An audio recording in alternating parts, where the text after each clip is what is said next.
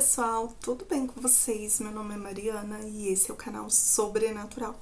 Bora de coletânea de relatos? Mas antes eu quero pedir a você que gosta aqui do canal, já deixa seu like aí no início.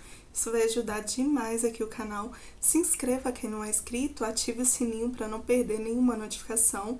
Obrigada a todos os novos inscritos e aos antigos também.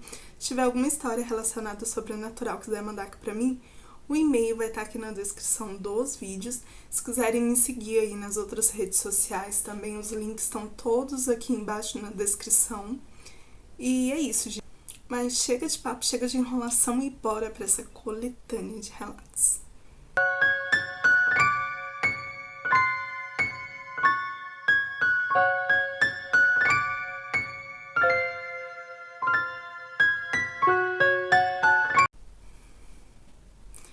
Pessoal, essa coletânea aqui é tudo de uma mesma pessoa, né? São relatos que aconteceram ali com o pai dela, foram passados para ela ali mais de uma vez ali durante, né, a adolescência, né, e até a fase adulta.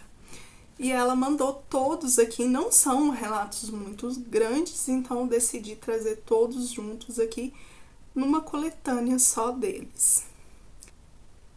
Então, vamos aqui por uma pequena introdução que ela deu aqui, ó. Oi, Mariana, tudo bem? Meu nome é Isadora. Cresci ouvindo histórias que meu pai contava, com os olhos cheios de lembranças, que não eram boas de se revisitar. Ele nasceu e viveu até os 20 e poucos anos num sítio encravado no interior de Minas Gerais, isolado, sem vizinhos próximos, sem luz elétrica por muitos anos e rodeado por mata fechada. Ele dizia que aquele lugar era amaldiçoado ou talvez estivesse esquecido por Deus. Esses relatos que compartilho são os que mais me marcaram. Me arrepia escrever, mas me sinto obrigada a deixar isso registrado. Vai que não eram só histórias. Então, dada essa introdução dela aqui, vamos ao primeiro relato, que é esse aqui. A Mulher da Encruzilhada. Tudo começou quando meu pai ainda era um menino, uns 12 anos talvez. Ele estava voltando de uma pequena venda que ficava a cerca de meia hora de caminhada pelo mato, levando uma sacola com sal e fubá. Era fim de tarde e ele já estava acostumado com o caminho, mas naquela noite algo fez parar. Numa curva do caminho, bem onde 3 trilhas se encontravam, fazia ali uma encruzilhada antiga, cercada por mata alta. Ele viu uma mulher parada. Ela vestia branco, mas suas roupas estavam sujas e o rosto coberto por um véu. Ela não se movia. Meu pai parou, achando que era alguma moradora perdida. Chamou, mas nada. Quando tentou se aproximar, ela ergueu o braço e apontou para trás dele. Ele olhou e não viu nada. Quando virou de novo, ela havia desaparecido. A sacola caiu da mão dele. Ele correu o resto do caminho até o sítio. Minha avó ficou desesperada quando viu o estado dele. E naquela mesma noite, os cachorros começaram a uivar, coisa que não era habitual deles fazerem. Um cheiro forte de vela queimada tomou conta da varanda da casa. Meu avô, no dia seguinte, encontrou bem na encruzilhada restos de um despacho fresco, com cabelo humano no meio. Ele acredita que o que o meu pai viu era uma espécie de entidade, talvez. E aí, será mulher de branco, né? A gente tem tantas histórias dessa aparição aí da mulher de branco. E não sei, será que era uma entidade? Ele não descreve, né? Ele só descreve que ela vestia branco. É que viu uma mulher parada e ela vestia branco. E as suas roupas estavam sujas, seu rosto coberto por um véu. Aí no dia seguinte, né, o pai dele, no caso o avô da moça, que conta os relatos aqui, foi na encruzilhada e viu lá restos de um despacho fresco, com cabelo humano no meio. Então, será que era uma entidade? E se for, que entidade será essa? Alguém sabe aí? Né? Mas vamos aqui para o próximo relato. O homem que não tinha olhos. Já adolescente, meu pai ajudava meu avô nas lavouras e às vezes dormia em um pequeno casebre que ficava mais perto da roça. Numa dessas noites, ele acordou com uma sensação estranha. Disse que era como se alguém o observasse. Quando abriu os olhos, viu uma figura parada na porta, que estava aberta. Era um homem alto, muito magro, com uma roupa antiga, meio esfarrapada. Mas o pior eram os olhos dele, ou melhor, a ausência dos olhos dele. Havia apenas buracos escuros, fundos, como se tivessem sido arrancados. Ele não dizia nada, só ficava ali olhando. Meu pai não conseguia se mexer, como se tivesse sido paralisado. Depois de um tempo, que pareceu ali horas, a figura simplesmente se virou e sumiu na escuridão. No dia seguinte, quando contou ao meu avô, este ficou pálido. Disse que aquele era um morador antigo do casebre, um espírito que apareceu depois que os primeiros donos do sítio sumiram sem deixar vestígios. Ninguém jamais encontrou nem os corpos.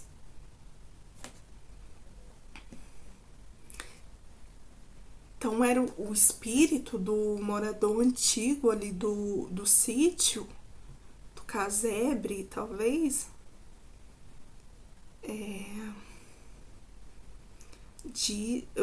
Não, peraí. No dia seguinte, quando contou ao meu avô, este ficou pálido. Disse que aquele era um morador antigo, um espírito que apareceu depois que os primeiros donos do sítio sumiram sem deixar rastros ou vestígio. Será que esse homem, então, era o antigo dono mesmo do sítio? Eles sumiram, né, os antigos donos, sem deixar nenhum rastro. E nem os corpos foram encontrados. Será que eles foram embora ou aconteceu algo de pior ali? Que estranho. Gente, antigamente, né, tinha muitas essas coisas. Você vê a aparição, na minha família tem várias, né? E hoje em dia já não, você ainda tem, né? Principalmente experiências aí de outra dimensão e coisas do tipo. Mas não é tão frequente que nem antigamente, né? Será que antigamente, eu acho que também por não ter tanta questão de tecnologia, essas coisas, era mais fácil, mais provável de você ver algo. Mas vamos aqui para o próximo relato. A criatura do poço. Nos fundos do sítio havia um poço coberto por uma tampa de madeira velha. Ninguém usava mais, mas meu pai sempre teve medo daquele lugar. Dizia que mesmo com a tampa fechada, ele ouvia sussurros saindo lá de dentro. Um dia ele e um primo mais velho resolveram levantar a tampa para ver se achavam algum bicho preso lá. A tampa era bem pesada, mas eles conseguiram. Quando abriram, ouviram algo como uma respiração vinda lá do fundo. E então algo subiu. Não uma cobra nem um rato. Era uma coisa esguia, com pele cinza e olhos brancos sem pupilas, garras longas e rápido. O primo dele levou uma unhada na perna que deixou uma cicatriz até o fim da vida dele. Eles correram e jogaram a tampa de volta, ouvindo o estalos das garras da criatura arranhando a madeira por minutos. Depois disso, o poço foi cimentado. Mas às vezes meu pai ainda ouvia batidas vindo lá de dentro, como se algo quisesse sair. Então, tipo, eles conseguiram fechar lá, tipo, prender a criatura de novo. Era uma coisa esguia, pele cinza e olhos brancos sem pupila, garras longas, rápida. E era rápida. Sabe o que isso me lembrou um pouquinho? Me lembrou um pouco chupacabra. né? Apesar que o chupacabra, né, ele é tipo como se fosse uma espécie de lobisomem, né? Que é todo preto, né? A imagem, né, que a gente tem, né? Ele é todo preto e tal. Mas me lembrou, não sei porquê, mas me veio na cabeça o chupacabra. E o primo dele levou uma unhada que deixou uma cicatriz até o fim da vida. Nossa, gente, que loucura. Essa coisa de poço também, né? Tem relatos aqui de poços, né? Que foram, tipo, abandonados. Tem um que vários ossos de crianças foram achados aí dentro do poço. As pessoas não sabiam se tinham caído lá ou se tinha, né, sido jogadas, né, propositalmente. Um menino tinha até sumido e eles achou que ele tinha caído, né, dentro do poço. Foram lá, desceram, procuraram e não acharam nada. Depois que a família vendeu o sítio, que a nova família foi lá, abriu o poço para poder limpar e tentar reutilizar, eles acharam várias ossadas, inclusive a desse menino que eles desceram lá no mesmo dia para procurar e não acharam nada, tipo algo sem explicação, né? Então tem vários relatos assim de poços também assombrados. Mas vamos aqui para o próximo relato, que é a procissão dos afogados. Durante muitos anos, o pai do meu pai e o meu avô dizia que não se deveria sair nos dias que antecedem os dias de finados. Uma superstição, talvez, mas meu pai ignorou isso uma vez. Estava voltando tarde de uma pescaria e decidiu cortar caminho pela parte baixa do terreno, onde passava um riacho. Ali naquela noite ele viu tochas acesas. Achou estranho. Quando se aproximou, viu uma procissão. Gente molhada andando em silêncio, roupas antigas, roupas de missas, homens, mulheres e até crianças, todos encharcados, olhos baixos passando ali devagar. Meu pai se escondeu atrás de uma árvore. Diz que a procissão era liderada por um padre sem rosto. Apenas uma sombra onde deveria estar o rosto. Ele segurava uma cruz ao contrário. Tipo uma cruz invertida? Será que era uma cruz invertida? Depois que passaram, o ar ficou gelado. Quando chegou em casa, viu que estava com os pés molhados, mesmo sem ter entrado ali no riacho. E nunca mais pescou naquela semana. Ele aprendeu ali a lição na marra. Meu avô deu-lhe uma bronca, pois já tinha o avisado. Que doido, né? Procissão dos afogados. Ele viu tochas acesas e achou estranho. Quando se aproximou, viu uma procissão, gente molhada, andando em silêncio, roupas antigas, roupas de missa, homens, mulheres e até mesmo crianças, encharcadas, olhos baixos e passando devagar. E esse padre sem rosto? No lugar do rosto havia apenas uma sombra. Segurava uma cruz ao contrário. Essa cruz ao contrário aí deve ser a cruz invertida, né? Tipo o símbolo de Satã, talvez.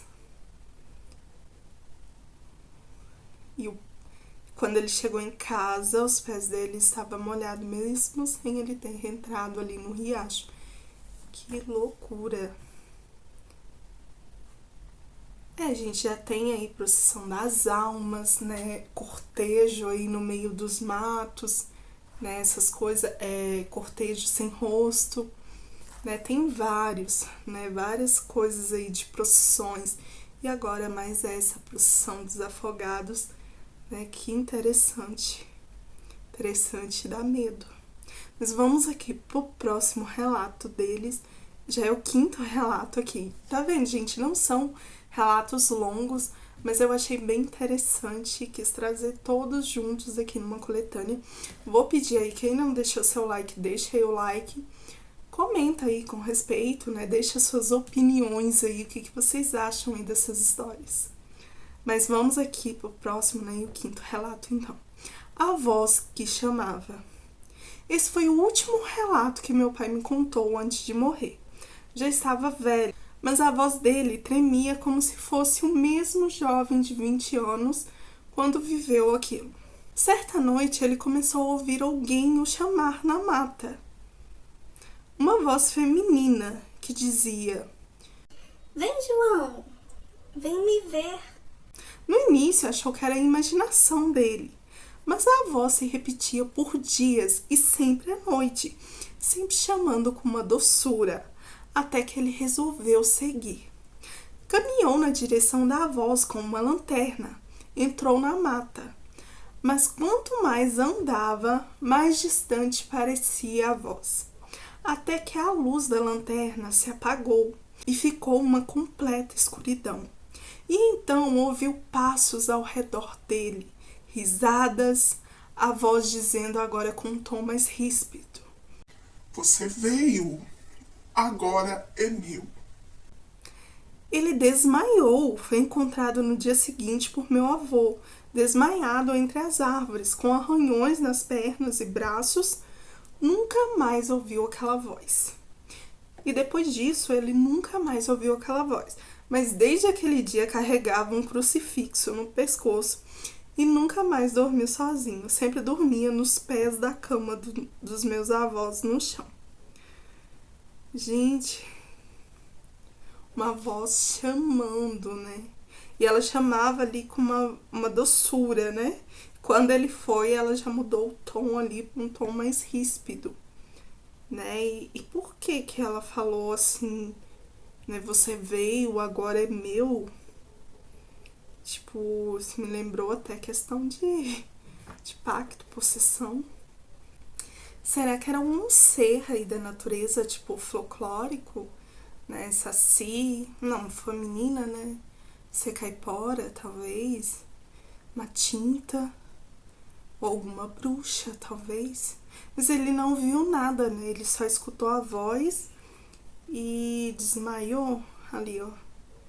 A voz dizendo, agora num tom ríspido: Você veio, agora é meu. E ele desmaiou. Então ele não viu, né? Então ele só escutava a voz. Gente, quem aí já ouviu falar também quando a gente ouve, né, alguém chamar pela gente, a gente não deve responder de primeira. Deve sempre esperar ali a pessoa pelo menos chamar umas 3 vezes e de preferência não responder e ir lá olhar se realmente tem alguém. Porque diz que se você responder, pode ser algo ruim que esteja te chamando. Talvez não é a pessoa. Muitas vezes você ouve ali a voz como se fosse de uma pessoa ali, tipo mãe, né? Mais que tipo mãe, avó, né? Filhos, como se estivesse realmente te chamando, né? Alguém ali da sua família. Quando você vai ver, não tem ninguém. Outra coisa também, né? Escutou bater na porta, não abre, não. Espera bater ou espera chamar. E não convida também nada para entrar sem ter certeza que realmente é alguém que esteja lá fora, né? Vocês já ouviram falar sobre esses assuntos aí? Mas vamos aqui pro próximo relato aqui. O visitante do galinheiro.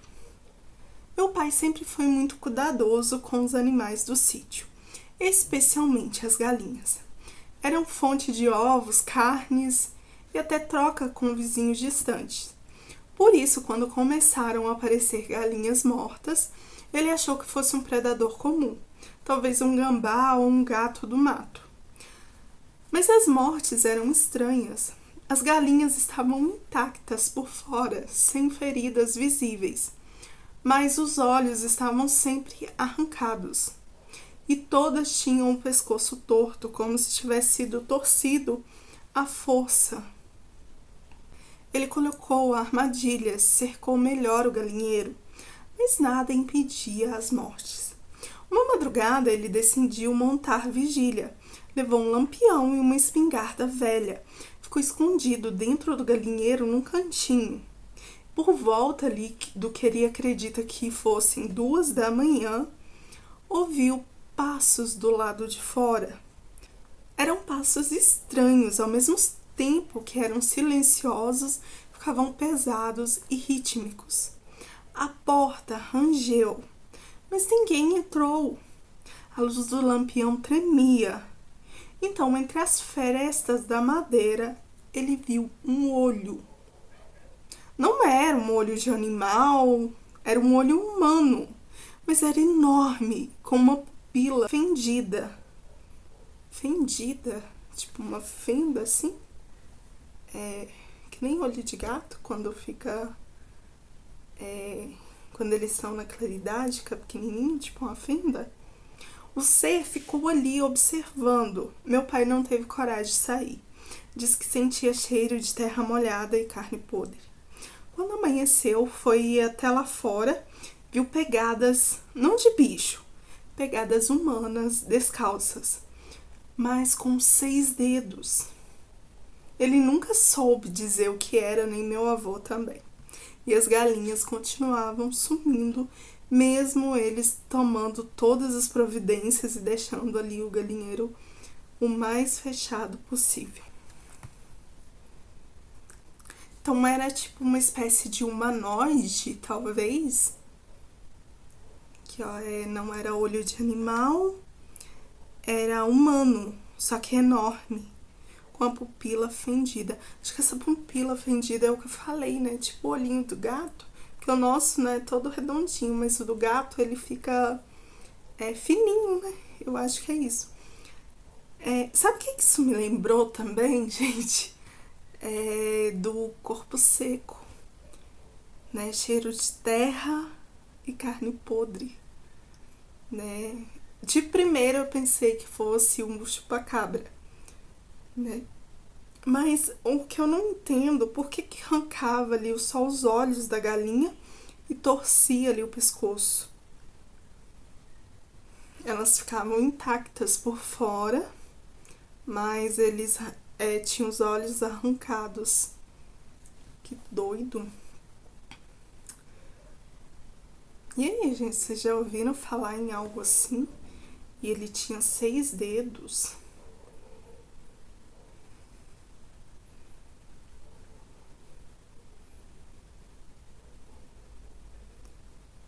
Que loucura. Vamos aqui pro próximo relato, já é o 7º relato. O quarto trancado. No casarão antigo, onde meu pai morava com os pais e irmãos, havia um quarto que sempre ficava trancado. Desde pequeno ele era proibido de entrar ali. Meu avô dizia que era um quarto doente, que ninguém devia mexer. Quarto doente? Uma vez meu pai ouviu batidas lá dentro. Era como se alguém desse murros na parede. Outras vezes escutava sussurros. A curiosidade venceu o medo dele, e aos 17 anos, quando ficou sozinho em casa por 2 dias, ele decidiu ver o que tinha no quarto. Pegou a chave que ficava escondida na cristaleira e entrou.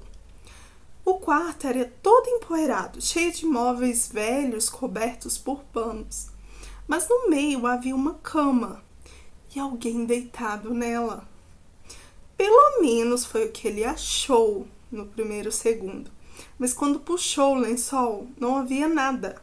Só o colchão afundado, como se alguém ainda estivesse ali. E de repente a porta se fechou com força. Ele tentou abrir e não conseguia. Começou a ouvir vozes, muitas falando em línguas estranhas. A cama começou a se mover. Ele desmaiou e foi encontrado no chão do quarto pelos irmãos mais novos horas depois. Meu avô ficou furioso e mandou benzer a casa toda, mas o quarto continuou trancado e foi selado com tábuas e cruzes e muita água benta que o padre jogou. Eita! Será que era um... Gente... De primeiro momento, tipo, eles ouviam batidas lá de dentro. E o pai falava que era um quarto doente. Tipo, um quarto assombrado, talvez. Um lugar assombrado. Talvez alguém morreu lá e a alma ficou presa ali. E...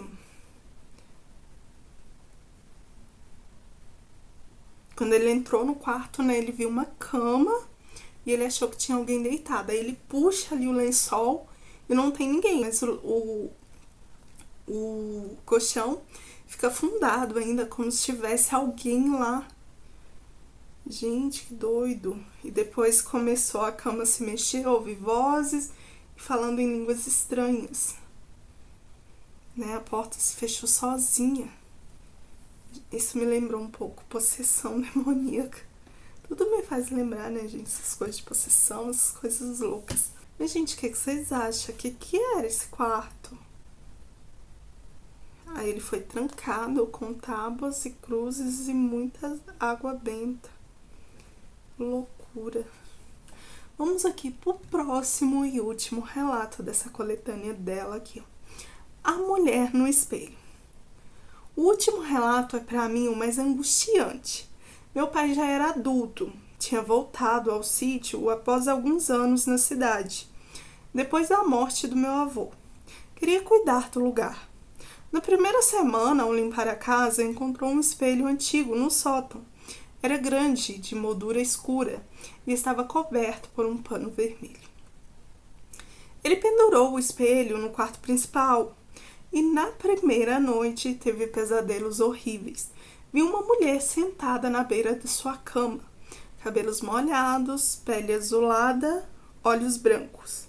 Acordou suando, mas não viu ninguém. Na noite seguinte, acordou com o som de alguém chorando. Olhou ao redor e, ao encarar o espelho, viu a mulher novamente, a mulher do sonho. Mas não no quarto, só no reflexo. Ela estava atrás dele. Virou-se rápido, mas nada, não tinha ninguém atrás dele. Mas o espelho começou a embaçar por dentro, como se alguém respirasse do outro lado do vidro. Depois de 3 noites, ele tentou quebrar o espelho, mas o martelo que ele usou voou da mão dele e foi parar do outro lado do cômodo. Ele então pegou o espelho, cobriu com pano vermelho e enterrou nos fundos do terreno. Nunca mais viu a mulher, mas disse que às vezes ainda ouvia o choro vindo do chão do local onde ele enterrou lá o espelho. Gente, será que talvez isso tenha alguma coisa a ver com o relato anterior? Lá do quarto trancado? Porque ele achou esse espelho lá, né? E talvez tenha alguma coisa a ver essa mulher, né? Talvez ela era a mesma aparição do quarto trancado. E essa coisa de espelho, né, gente? Tem essa coisa deles serem, tipo, portais, né? Deles, muita gente acredita, né? Quem gosta de Sete Além, acredita que eles abrem portais, né? Para Sete Além e para outras dimensões. Pessoas falam que não é bom, né? Ter espelho no quarto, que é bom você sempre cobrir os espelhos. Eu tenho um enorme aqui no quarto e não cubro, não.